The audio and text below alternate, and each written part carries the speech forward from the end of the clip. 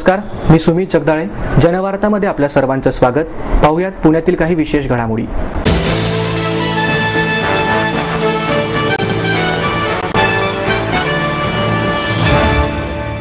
समृद्ध जीवन फाउंडेशन पुणे आणि मी मराठी वाहिनी घेऊन येत आहे महाराष्ट्रातील पहिलं लेडी स्पेशल होळी सेलिब्रेशन.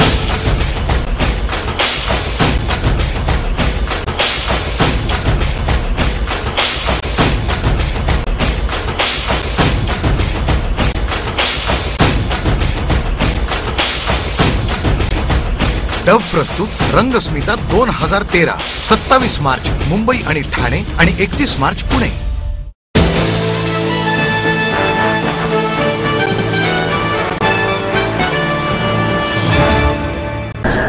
दुष्काळाच्या पार्श्वभूमीवर पाण्याचे महत्त्व जाणत पुणेकरांनी कोरडा रंग खेळून धुलीवंदन मोठ्या उत्साहात साजरे केले.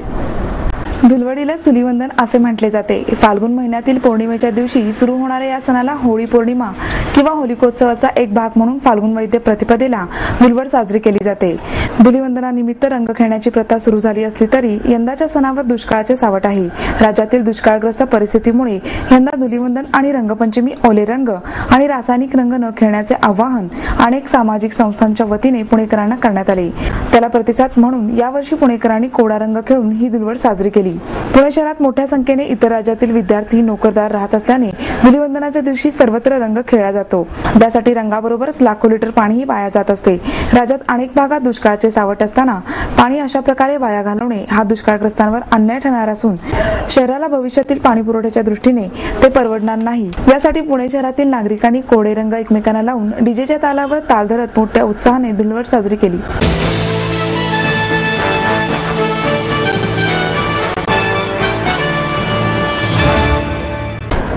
होळीची पोळी खाण्याआधी दुष्काळग्रस्तांना मदत करा असं आवाहन करत शिवराय विचार पथारी संघटनेतर्फे भिडेवाडा ते शनिवारवाडा या दरम्यान मदत फेरी काढण्यात आली. ही मदत फेरी महात्मा फुले यांनी मुलींसाठी सुरू केलेली पहिली शाळा म्हणजेच भिडेवाला येथून सिटी पोस्ट लक्ष्मीपत शनिवारवाडा मार्गे सुमारे 200 पथाऱ्यांच्या सहभागाने नगरसेवक रवींद्र माळवदकर यांच्या नेतृत्वाखाली काढण्यात आली. पथारी संघटनेतर्फे आतापर्यंत 1 लाख मदत निधी जमा करण्यात आला. याबाबत रवींद्र माळवदकर म्हणाले, सध्या राज्यात दुष्काळ निर्माण झाला असून प्रत्येक नागरिकांना याचे गांभीर्य असावे. या मदत फेरीद्वारे होळीनिमित्त रासायनिक रंग न खेळता आणि पाण्याचा अपव्यय टाळण्यासाठी आवाहन करण्यात येणार आहे. याद्वारे जमा झालेला निधी इंदापूर परिसरासह राज्यातील दुष्काळग्रस्त भागातील नागरिक आणि दुभत्या जनावरांसाठी देण्यात येणार आहे.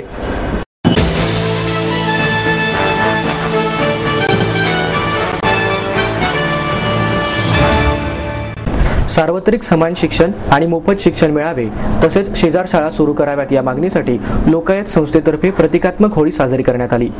मुंबई महापालिकेने त्यांच्या सर्व शाळा खासगी एनजीओंना दत्तक तत्वावर चालवण्यासाठी दिल्या आहेत. हाच कित्ता आता पुणे महानगरपालिका देखील गिरवत असल्याचा आरोप करीत शिक्षणाच्या खासगीकरणाविरोधात लोकायत संघटनेतर्फे प्रतिकात्मक होळीचे आयोजन डेक्कन येथील नदीपात्रात करण्यात आले होते. यावेळी कार्यकर्त्यांनी घोषणेद्वारे सर्वांना मोफत शिक्षण द्या आणि शिक्षणाचा धंदा बंद करा असा आग्रह धरला. होळीभोवती फेर धरून डफ वाजवून गाण्यांमधून यावेळी जनजागृती करण्यात आली.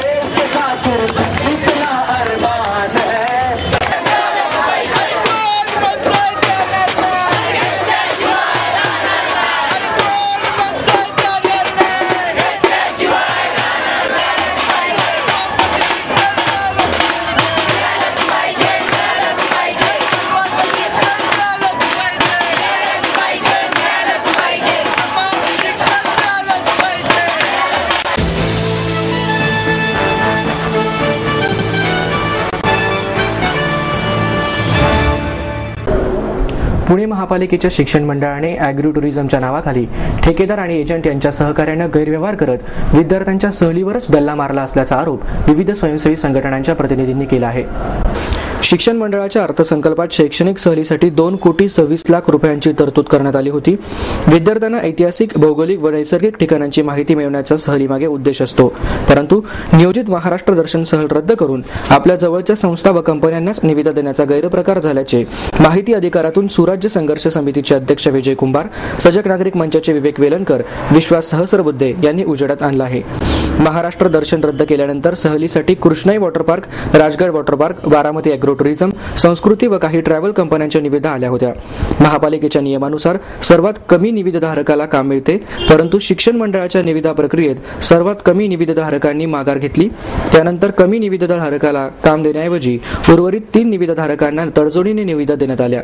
या 3 निविदा शिक्षण मंडळाच्या सदस्यांच्या नातेवाईक व राजकीय व्यक्तींच्या कंपन्यांच्या आहेत. त्यामुळे पुढचे सर्वच नियम पायदळी तुडवण्यात आले आहेत, असं विजय कुंभार यांनी सांगितलं. शिक्षण मंडळ आपलेच असल्याप्रमाणे ठेकेदार कंपन्यांनीही प्रति विद्यार्थी असणारे प्रचलित दर 170 रुपये असताना ते 310 पर्यंत भरघोस वाढवल्याचंही ते म्हणाले.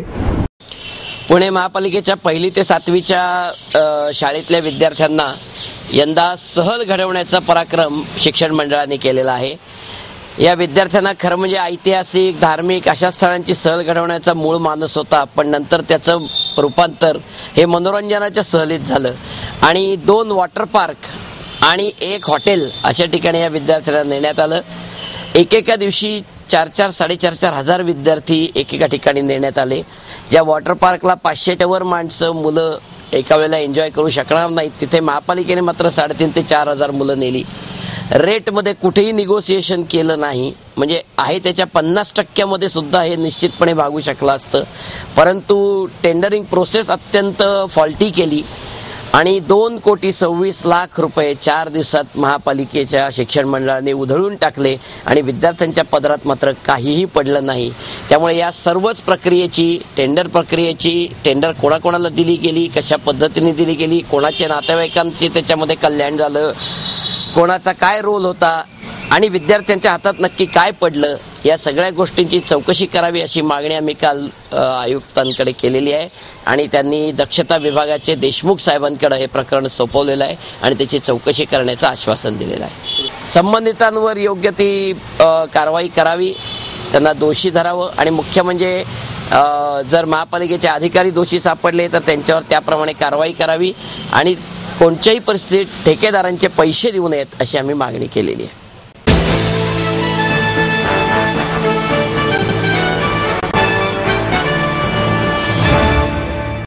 माहेर सोडून सासरी आले.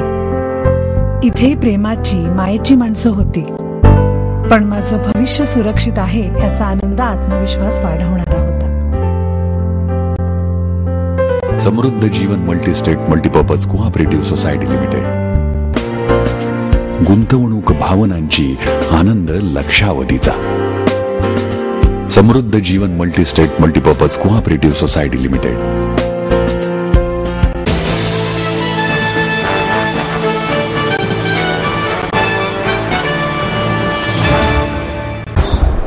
राष्ट्रवादी युवती काँग्रेसच्या वतीने गुटख्याची होळी करत व्यसनमुक्तीचा निर्धार करण्यात आला.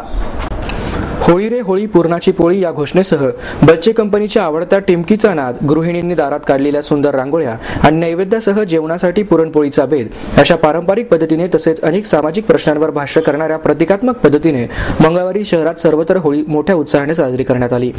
विविध सामाजिक संघटनांकडून ठिकठिकाणी प्रतिकात्मक होळीचं आयोजन करण्यात आलं होतं.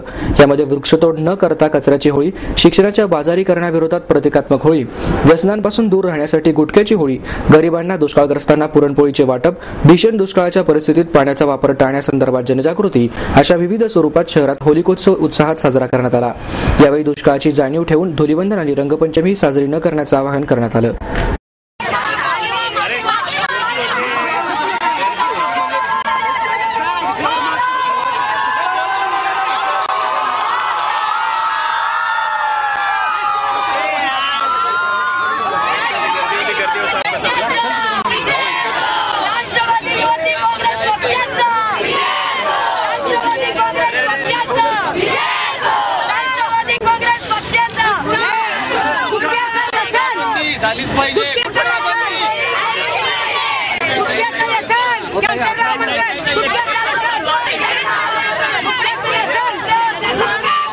बाजूला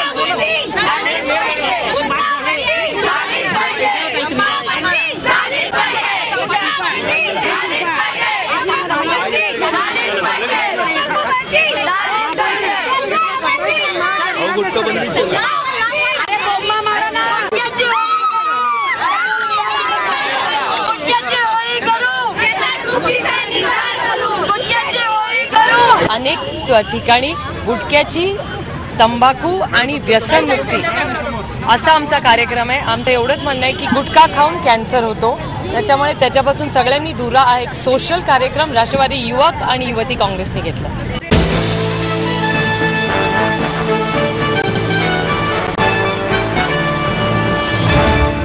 शहरातील मोटारी चोरून त्या विकण्याच्या प्रयत्नात असलेल्या 3 जणांना संघटित गुन्हेगारी विरोधी पथकाच्या वतीनं अटक करण्यात आली. प्रशांत मोहिरे, विशाल खरे, अण्णा पंडित कुदळे अशी त्यांची नावे आहेत. हे तिघेही उस्मानाबाद जिल्ह्यातील सारोळा येथील रहिवासी असून त्यांच्याकडून चहान वाहन चोरी आणि एक घरफोडी असे अनेक गुन्हे उघडकीस आले असून 4 मोटारी, home theatre, mobile tablet, software box, drill machine, कटावणी, बॅटरी असा 6,15,650 रुपयांचा माल जप्त करण्यात आला आहे. प्रशांत हा सोमाटणे फाटा येथील एका डेअरीत वाहनचालक असून तेथेच विशाल कामगार म्हणून काम करतो आहे. अण्णा पंडित हा शिक्षण घेत असून हे तिघेही एकाच रूमवर राहतात. शिरूर येथून चोरलेली जीप विकण्याचा प्रयत्न करत असल्याची माहिती संघटित गुन्हेगारी विरोधी पथकाचे पोलीस निरीक्षक बाळकृष्ण कुतवळ यांना मिळाली. त्यानुसार पोलिसांनी खडकी बाजार येथील अष्टविनायक गणपती मंदिराजवळील पार्किंगच्या परिसरात सापळा रचला. चोरटे जीप घेऊन आले असताना पोलिसांनी त्यांना पकडले. लहान कात्रीच्या मास्टर की तयार करून त्याद्वारे त्यांनी खडकी, सांगवी, चतुर्शृंगी आणि शिरूर या भागात मोटारी चोरल्या होत्या. ही कामगिरी पोलीस निरीक्षक बाळकृष्ण कुतवळ, पोलीस कर्मचारी तानाजी कांबळे, आसिफ पटेल, बाळासाहेब करचे, सुभाष जाधव, शिवराज चव्हाण, मयूर शिंदे, पोपटराव गायकवाड, सुरेश मंचेकर, नाना जगताप, मंगेश गायकवाड, कांता बनसुडे, कृष्णा बडे, राजेंद्र दीक्षित, संतोष धादवड यांनी केली.